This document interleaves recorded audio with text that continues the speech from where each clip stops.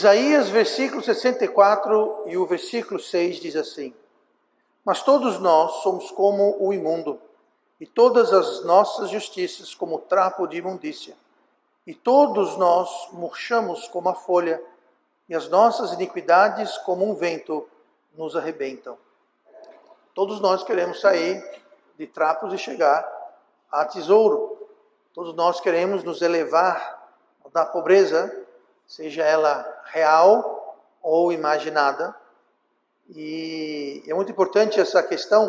Qual a sua definição de pobreza ou de riqueza? Porque a resposta vai definir qual o seu tesouro. A sua definição de pobreza e riqueza vai definir qual o seu tesouro. No mundo existem vários tipos de tesouro. Existe tesouro de ouro, prata, dinheiro, riquezas e bens materiais e assim por diante. Mas esse não é o único e nem o mais precioso tesouro que se pode possuir. Então, como nós podemos então sair de trapos a riquezas? Primeira coisa, nós temos que definir o que é a verdadeira riqueza. Trapos está aqui. Todos nós somos como um imundo. O que é esse imundo? E todas as nossas justiças como trapo de imundícia. Note que não está falando que os nossos pecados são como trapos de imundícia. A nossa justiça, o bem que a gente faz, aquilo que nós fazemos de certo, aquilo que muitas vezes podemos até nos orgulhar e achar que somos alguma coisa, isso é como trapo de imundícia. O pecado, então, é abaixo disso. Mas a verdade é que todos nós nascemos como imundo. Todos nós começamos a vida com nada mais do que trapos de imundícia. Isso é o resultado do pecado em nossas vidas. Nós já nascemos sob o pecado e nós crescemos sob o pecado, vendidos sob o pecado. Então, a primeira coisa é definir. Aqui nós sabemos que trapos de imundícia se refere às nossas justiças que não valem de nada. As nossas obras que não valem de nada. Então vamos definir primeiro o que seriam as riquezas verdadeiras. O que são as riquezas de verdade? Lá em Lucas 16, no versículo 11, diz assim, Jesus falando: Pois, se nas riquezas injustas não fosseis fiéis, quem vos confiará as verdadeiras? As verdadeiras o quê? Riquezas. Então aqui Jesus está fazendo um contraste entre as riquezas do mundo, que não são realmente riquezas, coisa nenhuma, e as riquezas verdadeiras. As verdadeiras riquezas. O que seria uma verdadeira riqueza? Essas riquezas que Jesus se refere aqui, podemos ter um exemplo aqui em Efésios 1, versículo 7. Em quem temos a redenção pelo seu sangue e a remissão das ofensas, segundo as riquezas da sua graça. Essa é uma riqueza que o mundo não entende. As riquezas da sua graça. Falando sobre as riquezas da graça de Deus. E que riqueza é essa? Que riqueza da graça é essa? É onde nós temos a redenção. Redenção do quê? Dos nossos pecados. Nós temos a redenção, nós temos a remissão das ofensas. Que ofensas? Os nossos pecados.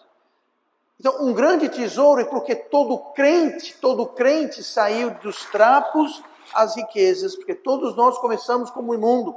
As nossas justiças eram como trapos de imundícia, mas pela riqueza da graça de Deus, nós temos redenção, nós temos remissão, e esse é um tesouro. Esse é um tesouro que o mundo não conhece. O mundo, a riqueza do mundo é ouro, é prata, são bens materiais, são riquezas terrenas. Jesus chama isso de riquezas da injustiça.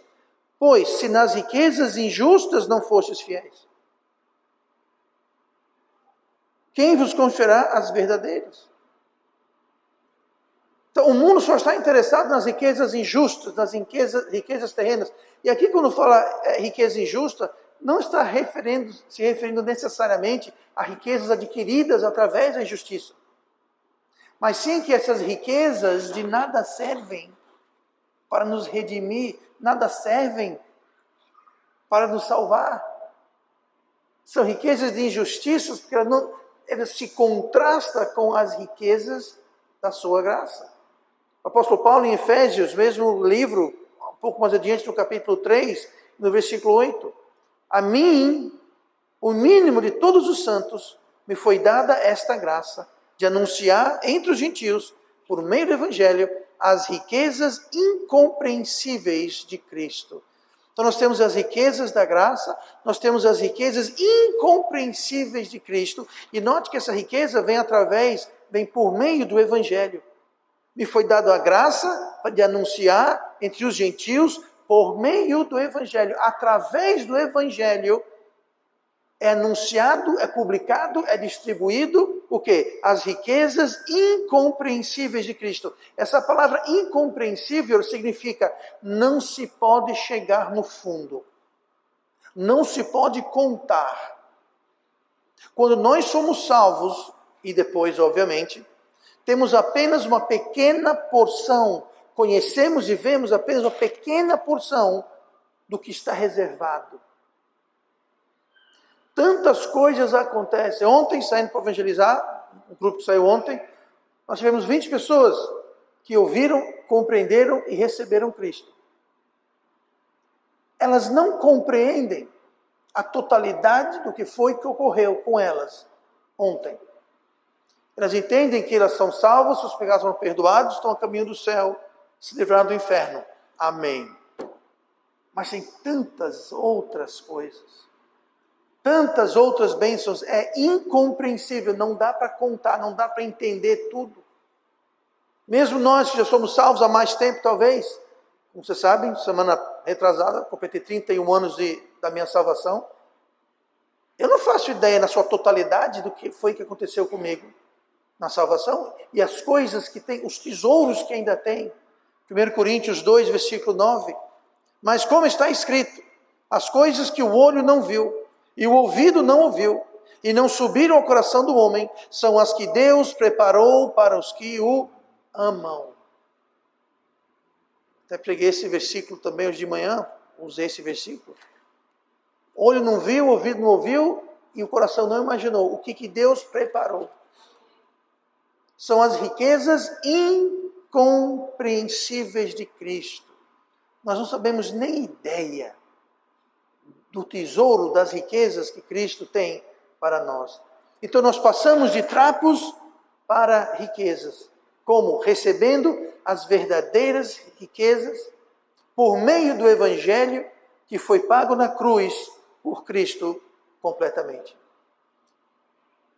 Se a sua definição de riqueza não inclui riquezas verdadeiras, as riquezas da graça de Cristo, as riquezas incompreensíveis de Cristo, o Evangelho de Cristo, a remissão dos pecados, se isso não faz parte das suas riquezas, então você está perdendo, você ainda está vivendo em trapos. Se você não vê isso como justiça, como riqueza, nós temos riquezas verdadeiras. E nós saímos de trapos para essas riquezas verdadeiras. Mas essas riquezas são verdadeiras, mas as riquezas também são riquezas encobertas, escondidas. 2 Coríntios 4, versículo 7. Temos, porém, este tesouro. O tesouro é composto de quê? De riqueza. Estamos falando sobre riquezas. Temos este tesouro. Você tem este tesouro. Temos, porém, este tesouro em vasos de barro, para que a excelência do poder seja de Deus e não de nós. Você sabe a quem está se referindo esses vasos de barro?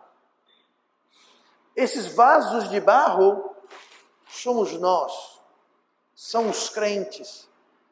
Esse corpo aqui que você vê, nada mais é do que uma combinação química que você encontra no pó da terra. Como é que Deus fez Adão? Deus formou Adão do pó da terra. Ele soprou, lhe deu vida. Mas a composição química de Adão, basicamente, é o que você encontra no pó da terra, do barro. E nós, como os descendentes de Adão, somos compostos de quê? De barro. Então, quando fala aqui vasos de barro, somos nós. Temos, porém, este tesouro. Que tesouro? É o tesouro verdadeiro, as riquezas verdadeiras, a graça verdadeira, as incompreensíveis riquezas, a remissão, a redenção dos pecados. Nós temos esse tesouro em vasos de terra. Essa palavra em quer dizer dentro de. Nós somos os vasos de terra e dentro de nós, se você é salvo, dentro de você, dentro de mim, existe um tesouro. E esse tesouro está escondido, está encoberto. Temos, porém, este tesouro em vasos de barro, para que a excelência do poder de Deus seja de Deus e não de nós. É um tesouro. E como proverbial tesouro, ele está escondido, ele está enterrado. Aonde? Dentro dos crentes.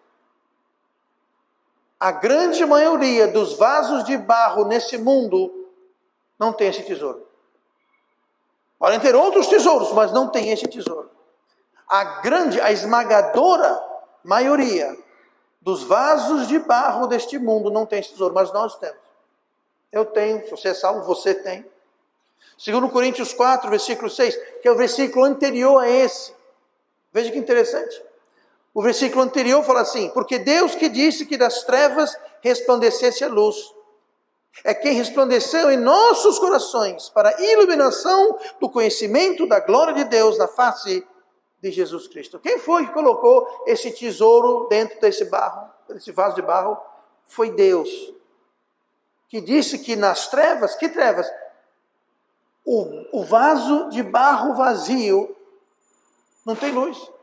O vaso de barro vazio está escuro, está vazio, não tem nada. É nessas trevas.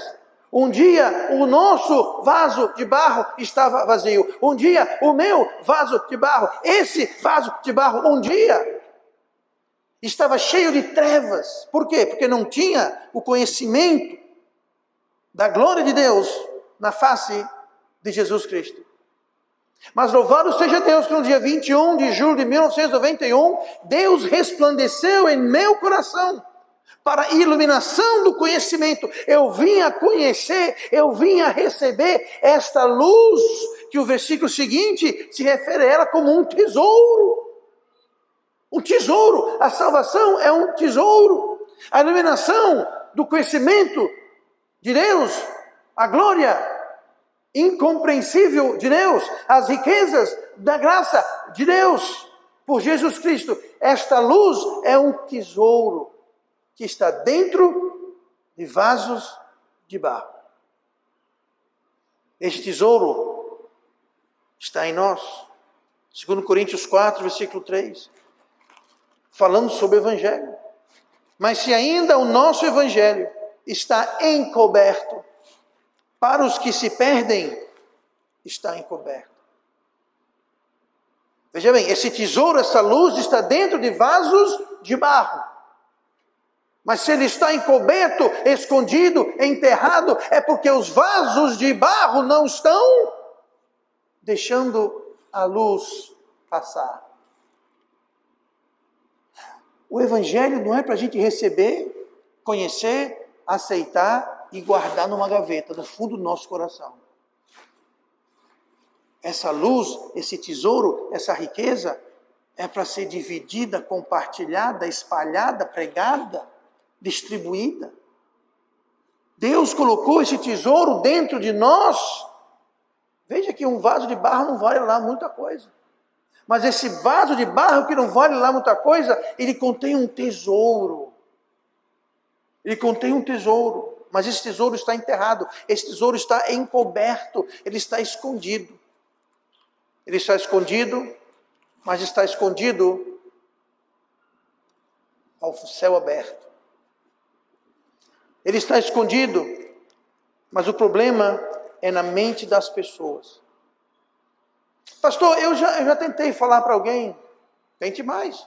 Eu já expliquei, a pessoa não quis saber, tente mais.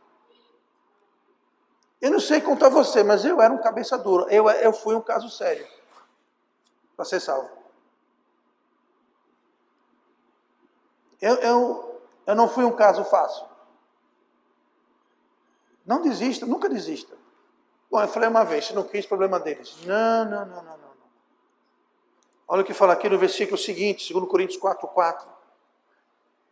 Nos quais o Deus, com D minúsculo, o Deus deste século, cegou os entendimentos dos incrédulos, para que lhes não resplandeça a luz do Evangelho, da glória de Cristo, que é a imagem de Deus.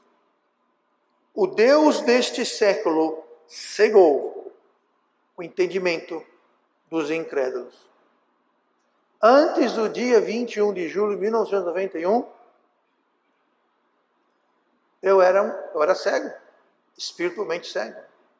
Quem lhe cegou, pastor? O Deus deste século. Frisando, o Deus com D minúsculo. Quem é o Deus deste século? O diabo. Ele cega. Ele cega o entendimento, ele cega a mente. Mas isso não é motivo para nós escondermos e deixarmos nossa luz encoberta. Nós temos que distribuir, nós temos que espalhar. A nossa tarefa é desenterrar, descobrir, expor esse tesouro, porque são riquezas encobertas. Nós temos riquezas verdadeiras, as riquezas verdadeiras são riquezas encobertas, elas estão escondidas. E se já é difícil, mesmo quando desescondida, o Deus desse século cega a mente dos incrédulos, o que fazer quando nós que temos esse tesouro, estamos guardando, encobrindo, mantendo a luz, mantendo o tesouro dentro dos nossos vasos de barro? Mateus 15, versículo 16, Jesus falou: assim resplandeça a vossa luz. Que luz? Aquela luz que Deus colocou dentro do seu vaso de barro. Aquela luz que Deus deu para você quando você foi salvo. Aquela luz que lhe abriu a mente, o entendimento para receber o Evangelho. Aquela luz. Assim resplandeça a vossa luz diante dos homens, para que vejam as vossas boas obras e glorifiquem o vosso Pai que está no céu. Pastor, como que eu brilho? Como que resplandece a minha luz? Com as suas obras. As pessoas olham para você e veem as suas boas obras. Existe uma grande confusão. Tem muito lugar ensinando, pregando que as obras é para a salvação. Não, as obras não são para a salvação. As obras é para glorificar Deus e de algum modo atrair, persuadir, sensibilizar as pessoas através das nossas boas obras. Agora entenda, ninguém vai ser salvo pelo seu bom exemplo. Ninguém vai ser salvo porque você é uma pessoa honesta, e você é uma pessoa boa, uma pessoa ética. Devemos ser todas essas coisas, mas isso não é o suficiente para salvar ninguém. Mas pode atrair. Pode atrair. Eu já compartilhei antes. Em 1990, quando eu conheci o pastor Júlio, que levou a minha irmã Simone a Cristo, algo nos chamou a atenção. Era o casamento que eles tinham, as filhas que eles tinham, como as filhas eram criadas, a disciplina, a vida deles, que a gente conheceu eles, no lar deles, conhecemos como eles viviam. Aquilo nos sensibilizou. Aquilo, eu que era tão recalcitrante, aquilo não me salvou, mas me atraiu, me fez sensível, me fez curioso, interessado, me deu sede. Por quê? Pelas boas obras. Nós devemos deixar nossa luz brilhar. Como? Boas obras. Agora, quando nós não temos boas obras, ou pior, quando nós temos más obras, como nós temos um mau testemunho, a nossa luz não está brilhando. Nós estamos espalhando trevas. Gente, já tem trevas bastante nesse mundo. O mundo já jaz em trevas. Nós precisamos trazer luz através das nossas boas obras, através do nosso comportamento, do nosso viver, como nos relacionamos, como que andamos, como que nos portamos. Perdão. Riquezas escondidas. Nosso trabalho é levar esse tesouro escondido para os que ainda estão em trapos. Ontem, compartilhando com alguns dos outros evangelizadores, como encontraram pessoas que diziam que não, nós tem que ter obras, tem que fazer isso, tem que fazer aquilo, tem que... Sabe o que é isso? Ele está se vestindo, se cobrindo com trapos de imundícia. Ele acha que isso vai os levar mais perto de Deus, vai os levar ao céu. Não vai. São trapos de imundícia, não servem de nada. O texto fala, nossas justiças são como trapos de imundícia. Nós temos que levar a luz para essas pessoas em trapos que foram cegos pelo Deus deste mundo. Este é o meu trabalho, este é o seu trabalho, este é o nosso trabalho. Ah não, pastor, porque o seu trabalho é esse. Gente, eu faço esse trabalho muito antes de ser pastor. Eu sou pastor que há uns 19 anos. Eu sou crente há 31. Eu faço esse trabalho muito antes de eu ser pastor. Deixar a luz brilhar para as pessoas vejam e glorifiquem a Deus é um trabalho, uma obra para todos. Então nós temos riquezas verdadeiras, nós temos riquezas escondidas, mas também nós temos riquezas desprezadas. Desprezadas. Deuteronômio 8, versículo 11.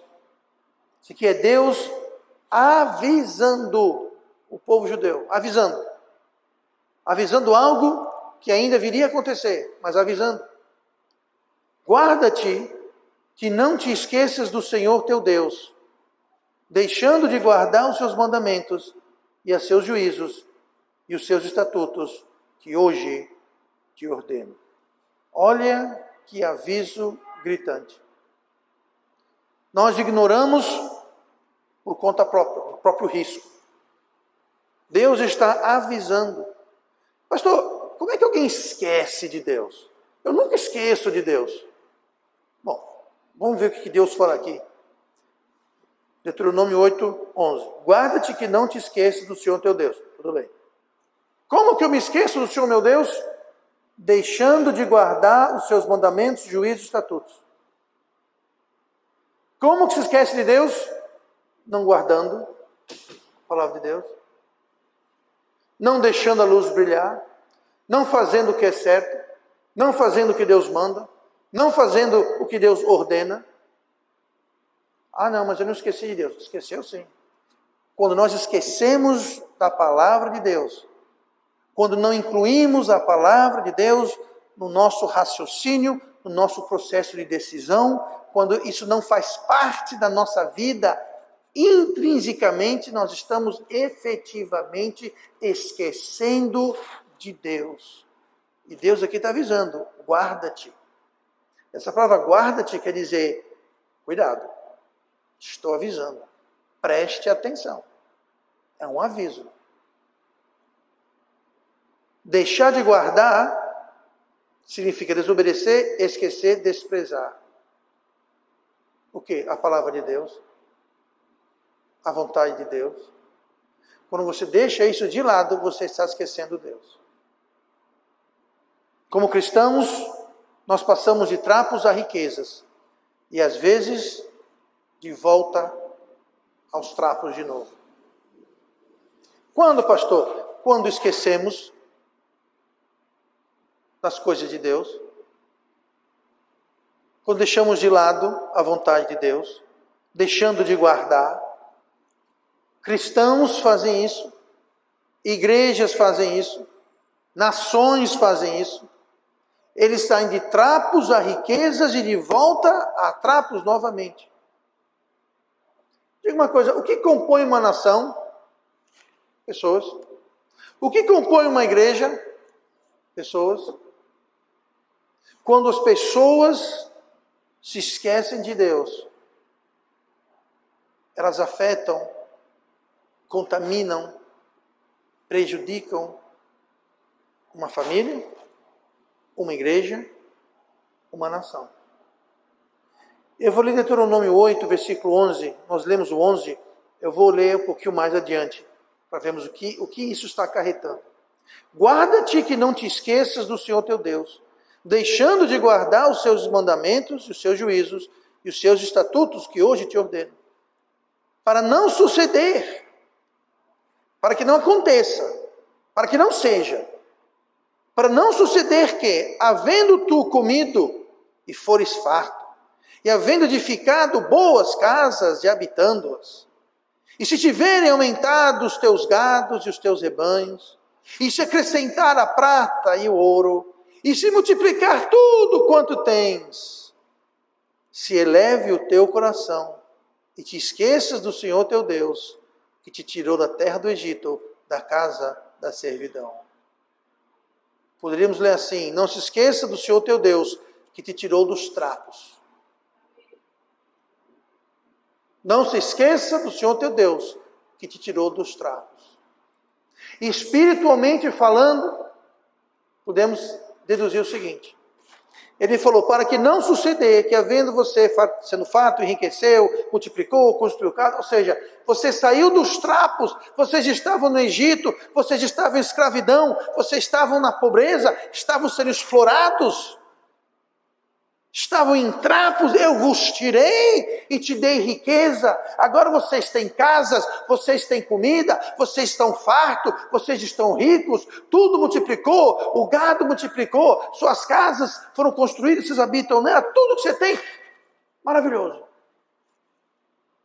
E espiritualmente, ele nos tirou dos trapos e nos deu riquezas que eram escondidas, riquezas que são verdadeiras, nos deu a graça de Cristo, nos deu as incompreensíveis riquezas de Cristo, a redenção do pecado, a remissão das ofensas. Nós estamos espiritualmente ricos, fartos, cheios. Aí nós esquecemos de Deus. Não, pastor, eu sou salvo, eu estou indo para o céu. Aí você esquece que Deus disse, ide pregar o evangelho. Esqueceu. Você esqueceu do, deixe a sua luz resplandecer. Esqueceu disso. Por quê? Você está rico, farto da graça de Deus. Você já foi salvo, está a caminho do céu. Você tem uma igreja, você tem uma Bíblia, você tem o Espírito Santo, você está rico. Essas são as riquezas verdadeiras, mas o perigo, como aqui com o povo judeu, quando eles foram materialmente abençoados, tirados da escravidão, levados à terra prometida, eles nem chegaram ainda. Eles estão no deserto, aqui é Deuteronômio, eles estavam no deserto. E Deus já estava avisando por meio de Moisés, veja, cuide, guarde-te, que não te esqueças do Senhor vosso Deus. Como? Deixando de guardar os seus estatutos, mandamentos e juízos. Para que não aconteça que quando você estiver farto, você vai se esquecer de mim. Espiritualmente a mesma coisa. Todo crente, todo salvo, ele está farto espiritualmente. Ele já tem a graça de Deus, a salvação de Deus. Veja que não te esqueças do Senhor teu Deus. Eu não preciso ir para a igreja, eu não preciso ler a Bíblia, eu não preciso evangelizar, eu não preciso brilhar minha luz. Para ir para o céu, precisa não. Para ter salvação, precisa não. Mas precisa para glorificar o vosso Pai que está nos céus. Hoje é dia dos pais. Estamos glorificando o nosso Pai que está no céu? Ou nos esquecemos disso? Estamos nós tão fartos? Gente, o Eugênio aqui, ele saiu de Aracaju, sabe por quê? Lá em Aracaju, ele estava na pobreza. Não tem igreja como essa em Aracaju. Não tem. Ele está aqui que não deixa eu mentir. Deixa eu mentir não, irmão. Deixa eu mentir não. Ele saiu de Aracaju para vir para cá por um único... Ele podia fazer o doutorado dele lá em Aracaju. Lá ele estava estabelecido, tinha os conhecidos, tinha os amigos, os colegas, sabe? Ele conhecia a cidade. Ele veio para uma terra estranha, cheia de pessoas estranhas. Se desenraizou de Aracaju, veio para Maceió, por causa de uma coisa. Aqui tinha um tesouro, tinha uma riqueza, chamada uma igreja bíblica local, independente, batista, fundamentalista, que lá não tem. E às vezes nós não vamos para a igreja porque, Estou afim não, estou cansado, está chovendo, está fazendo sol, está ventando, está... Sabe o que é isso? Veja que não te esqueças do Senhor teu Deus. Quando? Quando estiver farto. Eu já passei por isso, gente. Eu já morei em um lugar onde não tinha uma igreja boa para ir. Eu estava, nesse aspecto, nos trapos. Eu era salvo. Hoje ele era salvo. É salvo. Era não, é salvo. Mas quando você não tem uma igreja... Tá? Igreja não é... igreja. Gente, tem igreja com I maiúsculo, tem igreja que nem I tem. É só igreja.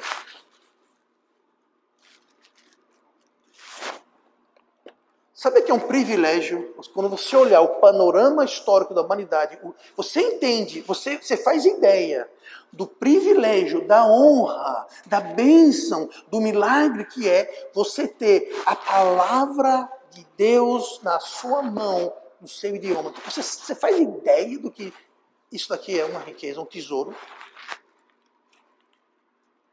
Gente, houve uma época em que uma igreja tinha uma única Bíblia. E ela ficava acorrentada ao púlpito. As pessoas não tinham. A Bíblia naquela época, ela era copiada à mão. O preço de uma Bíblia era equivalente a mais de um ano de salário de alguém. Todo o dinheiro, cada centavo que alguém recebia durante um ano, era o custo de uma Bíblia naquela época. Com muita sorte, a igreja tinha uma Bíblia que ficava acorrentada no púlpito, quem quisesse ter que ir lá ler. E muitas vezes, voltando mais ainda, as cartas do Novo Testamento e os evangelhos eram copiados e dividiam-se entre a igreja. Uma igreja lia, estudava, aí mandava para outra, porque não tinha. Hoje, é tão mundano hoje, é tão mundano no sentido de comum. É tão comum. Na minha casa eu não sei quantas Bíblias que eu tenho. Sei lá, meia dúzia de Bíblias que eu tenho. Quantas Bíblias você tem na sua casa? Uma pelo menos? Nós não fazemos a ideia, você não faz ideia de que tesouro é esse daqui. Mas sabe o que acontece? Pastor, na minha casa eu tenho 10 Bíblias, ou seja, você está farto, barriga cheia, comeu, bebeu, casa está completada, está tudo maravilhoso, tudo que você tem multiplicou, o rebanho, o gado, você está rico. E você esqueceu do Senhor, seu Deus. Isso acontece com nações, isso acontece com igrejas, isso acontece com famílias. Pastor, isso já aconteceu com nações? Pergunte a Israel. Israel, como nação, não atendeu esse aviso. Eles foram avisados. Avisados. Nações, pergunte para a Grã-Bretanha. Gente, se você voltar 100, 120 anos atrás, o Império Britânico era a potência mundial. Coincidencialmente, era o país que mais mandava missionários para o mundo inteiro. Era um país influente, um país rico, um país que começou o movimento missionário moderno, um país grandemente abençoado. Todos aqui, muitos aqui já ouviram falar do conhecido como o príncipe dos pregadores, o Charles Spurgeon. O que ele pregava domingo era publicado segunda-feira nos jornais. Jornais religiosos? Não. No jornal. Nos jornais. Por quê, pastor? Porque os jornais queriam vender cópias dos seus jornais. E eles imprimiam um sermão porque eles sabiam que na segunda e na terça ia vender jornal, porque as pessoas queriam saber o que foi que o Charles Spurgeon pregou no domingo. Não tinha internet, claro. Não tinha vídeo, não tinha YouTube. Não tinha culto televisionado. Ou você estava lá, e a igreja dele era grande, enorme para a época. E muitas vezes só entrava com ingresso. Não pago. Mas tinha que distribuir, senão causava tumulto. Lotado. lotado, todo domingo lotado, lotado. Milhares de pessoas. Mas todo mundo queria saber o que aquele pastor pregou domingo. Então os jornais imprimiam na segunda e na terça a mensagem pregada no domingo. Por quê? Porque o povo queria ouvir a palavra de Deus. Vá ver hoje. Você fala em Deus, eu estou ofendido. Eu vou processar você. Eu vi um vídeo outro dia no YouTube. Foi muito triste porque foi filmado num lugar que eu frequentava todos os dias praticamente da minha vida. Quando eu vi aquilo, eu falei, eu conheço esse lugar, eu conheço aquela rua, eu conhecia. Sabe o que era? Era um pregador. Pregando, tinha um calçadão, ele pregando, não estava incomodando ninguém. Você pensaria, ele estava pregando. Pois alguém ficou ofendido, porque ele estava pregando da palavra de Deus. Chamaram a polícia e a polícia o prendeu. Qual a acusação? O senhor ofendeu alguém e alguém fez uma queixa. Então você vai preso. Não é pare de pregar, não, vai preso. Gente, onde eu frequentava, foi em frente à estação de metrô que eu pegava durante o metrô para ir para o centro de Londres, todos os dias eu passava. Eu conhecia o relógio que tinha lá, eu conhecia tudo, e eu vendo aquilo, me causou uma profunda tristeza. Não muito longe daquele local, onde prenderam esse crente por pregar a palavra de Deus, porque ofendeu alguém. Não muito longe, uns 5 minutos a pé. Abandonando uma pracinha no meio do mato, existe uma pedra. E nessa pedra comemorativa está escrito o nome de 3 cristãos que foram queimados vivos naquele local em 1600 e alguma coisa. Porque estavam levando a palavra de Deus impressa de Uxbridge, esse local, para Oxford, no interior. E eles foram presos, eles foram julgados e foram queimados vivos naquela praça. E nos anos 50, eles colocaram uma pedra comemorativa com o nome deles, com a data e o ocorrido, nos anos 50. Que triste que 70 e poucos anos depois, estão prendendo um cristão por simplesmente abrir uma Bíblia e pregar.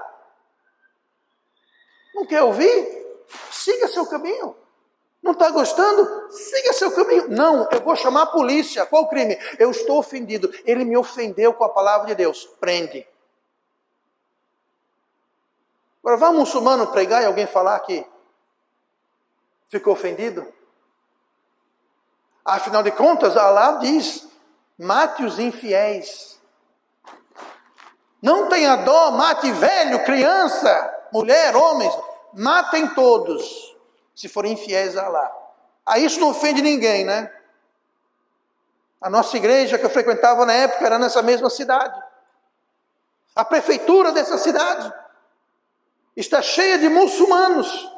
Nós requeremos um habite para fazer uma reforma na igreja. Foi negado, dizendo, essa área aí é residencial. Pois é, na mesma rua, 50 metros depois, deram autorização para fazer uma mesquita muçulmana.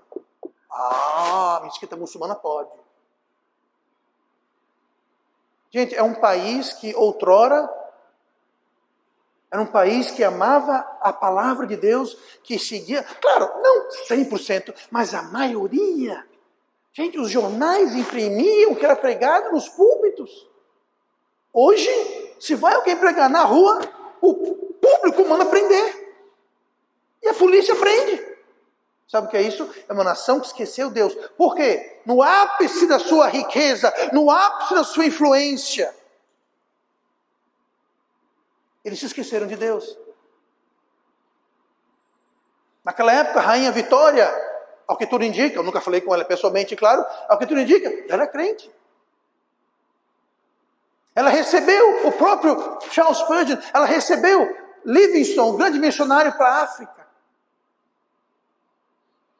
O coração dele, quando ele morreu, morreu na África, o coração dele foi enterrado na África. Mas o seu corpo foi transportado e está enterrado na abadia de Westminster, junto com os outros reis e grandes figuras. Por quê? Ele morreu numa época quando a nação britânica amava e seguia e honrava a Deus. Hoje, eu não ficaria surpreso se alguém inventasse de desenterrar o corpo do irmão Livingstone para tirar dali. Não falta muito. Veja como uma nação mudou. E hoje a Inglaterra, a Grã-Bretanha, o Reino Unido é uma sombra do que um dia foi. Por quê? Porque se esqueceu do Senhor Deus. Quando? Quando ficou rico, influente, fartos. Aí ao passo que foram esquecendo de Deus, foi caindo, caindo, caindo. E hoje é uma sombra. Quer ver outro país? Estados Unidos. A Inglaterra foi caindo no seu fervor missionário. Quem tomou o lugar dela foi os Estados Unidos. Até alguns anos atrás, o país que mais enviava missionários ao redor do mundo era os Estados Unidos. Conversando com o Eugênio essa semana, sabe quais os países que estão agora mandando mais missionários? México e Coreia do Sul e Filipinas. Inclusive, o pastor Eugênio, lá em Gana, é do México. É um missionário mexicano. Um missionário que nós sustentamos em São Paulo, o pastor Vallejo, ele é de onde? Do México.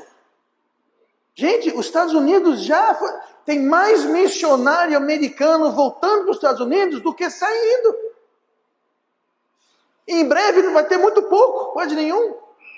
A Inglaterra, que um dia mandava os missionários, hoje ela recebe. Eu fui levado a Cristo na Inglaterra por um missionário. Eu frequentei a igreja que me ordenou, era um missionário americano.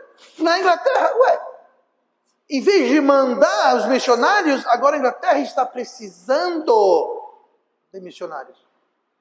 E os Estados Unidos não está mais mandando tanto quanto um dia mandou.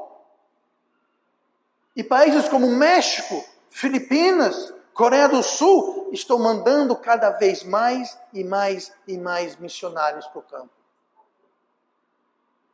Cuidado, México, cuidado, Filipinas, cuidado, Coreia do Sul, para que não te esqueça do Senhor teu Deus e vá ao caminho da Inglaterra, e vá ao caminho dos Estados Unidos, e vá ao caminho de Israel.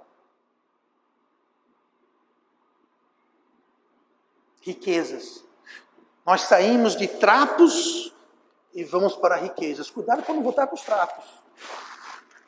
Que sejam riquezas verdadeiras. Que sejam riquezas descobertas. Que nós, como vasos de barro que temos este tesouro, vamos espalhar. Mas quando as verdadeiras riquezas são trocadas por conveniência, por facilidade, por paz com o mundo e com a carne. Muita igreja deixa de pregar certas coisas, por quê?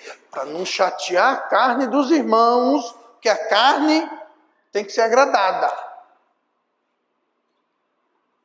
Outro dia alguém me mandou lá da Austrália, perguntando para mim, tem uma tal de igreja do Pinheiro aí, está fazendo um casamento homossexual, que história é essa? Eu falei, pois é. Pois é. Sabe o que é isso? É fazer paz com o mundo. Igreja que não prega contra nada, tudo pode, tudo vale. Por quê? Para não pregar contra a carne.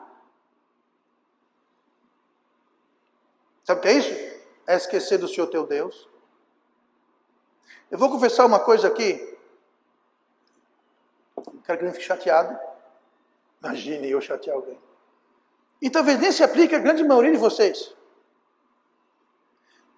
Mas a nossa igreja aqui nem sempre foi esse antro de conforto maravilhoso, ar-condicionado, forro, cadeiras confortáveis. Pastor bonito sempre teve, é verdade, mas vou dizer uma coisa para você. Quando a nossa igreja era mais simples, dia de sábado, tem gente que está aqui, sabe? Às vezes vinha 25, 30 pessoas ou mais para evangelizar.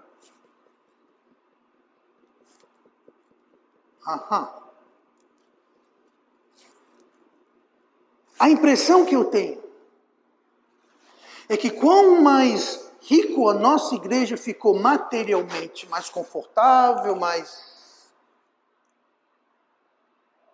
Parece que espiritualmente é menos gente salva, é menos gente evangelizando, é menos gente na igreja. Veja bem, não é que não tem gente na igreja. Nossa, se você olhar, você vai ver, não todo mundo da nossa igreja não está aqui hoje. E se tivesse, a gente não tinha que botar todo mundo. Se todo mundo que diz, eu sou da Igreja Batista Metropolitana, eu sou membro, eu frequento, eu vou lá. Se todo mundo viesse, se tivesse um domingo que todo mundo viesse, não ia ter lugar para todo mundo.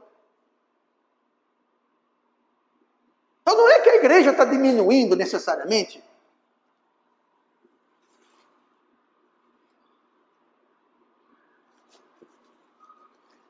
Guarde que não te esqueças do Senhor teu Deus. Igreja Batista Metropolitana. Guarde que não te esqueça do Senhor teu Deus, nação brasileira. Guarde que não te esqueças do Senhor teu Deus, você que está me ouvindo. A sua família, a sua igreja, seu país dependem. Ah, porque o país, a igreja... Gente, país e igreja somos nós. Nós. Cuidado que não esqueçamos. Cuidado que não trocamos conveniência, facilidade. Que não trocamos paz com a carne. Gente, olha, vou dizer uma coisa para você aqui. O crente luta com a carne todo dia de sua vida. E quando o crente decide fazer paz com a carne e se render e se entregar, é um triste dia. É o dia que ele esquece o Senhor teu Deus e vai descer uma escorregadia ladeira, vale abaixo. Acontece aos poucos, mas acontece. A Inglaterra, Grã-Bretanha, foi um processo longo, demorou décadas, não foi bum, bum. Estados Unidos está escorregando, estamos vendo a escorregadia descida dos Estados Unidos, como nação. Eu tenho muitos laços com os Estados Unidos, eu tenho muito carinho para os Estados Unidos, mas é uma nação, não o povo perdido, eu me refiro às igrejas, ao povo de Deus nos Estados Unidos, estão deixando a peteca cair. Não todos, mas muitos. O que nós estamos vendo é o declínio de uma nação, assim como a Inglaterra foi, os Estados Unidos está indo. O destino de uma nação depende do povo de Deus naquela nação. O mundo já está julgado, mas Deus julgará seu povo. E julgamento começa na casa de Deus. Vamos ter cuidado. Quando trocamos essas verdadeiras riquezas e voltamos aos trapos imundos, nós teremos o mesmo resultado. Vou ler o texto que nós lemos, Isaías 54, versículo 6. Mas todos nós, como o imundo, e todas as nossas justiças como trapo de imundícia, e todos nós murchamos como uma folha, e as nossas iniquidades, como um vento, nos arrebatam. Como é que é uma flor, gente? O caule nasce, a flor floresce. Oh, que linda! Cheirosa, bonita. O que acontece com a flor? Murcha. Tem muita igreja murchando, tem muito país murchando, tem muito crente murchando. A Bíblia fala que quando esperamos no Senhor, nós correremos, voaremos com asas como águias. No momento que a gente para, a gente começa a murchar. Será que estamos murchando, gente? Eu conheço igrejas que estão murchando. Eu conheço igrejas que não estão mais em toda a sua glória que um dia estavam. Foi Deus que dormiu, Deus esqueceu, Deus... Não. Cuide, não te esqueças do Senhor teu Deus. Senão nós vamos murchar como uma flor. E as nossas ofensas, nossos pecados, nossas iniquidades, como o vento, nos arrebatam. O que é isso? Nos derrubam, nos levam, nos destroem. Por quê? Nossas iniquidades. O que estamos fazendo, primeiramente, para manter o tesouro e brilhar. Gente, o coração de Deus, a coisa mais importante para Deus, é levar o Evangelho, é levar as riquezas verdadeiras para aqueles que estão em trapos de imundícia. Ele não está interessado no tamanho, a beleza do templo, na beleza da música, do canto, do louvor. Não estou dizendo que não é importante, mas Deus não está tão interessado nisso. Na localização da igreja. O que mais interessa a Deus é levar aquilo pelo qual o seu filho morreu na cruz. Isso é precioso para ele. E muitas vezes as pessoas se focam, se impressionam. Oh, mas o templo é enorme, é lindo, maravilhoso. Que o louvor era lindo. Nada de errado com o louvor lindo, gente. Tem que treinar, ensaiar, se esmerar. Por quê? Porque é para Deus, o louvor é para Deus. Mas o mais importante é como estamos levando as verdadeiras riquezas, como estamos descobrindo.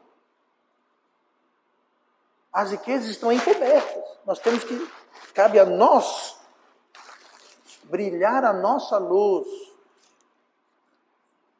para que os homens vejam nossas boas obras e glorifiquem o nosso Pai que está no céu.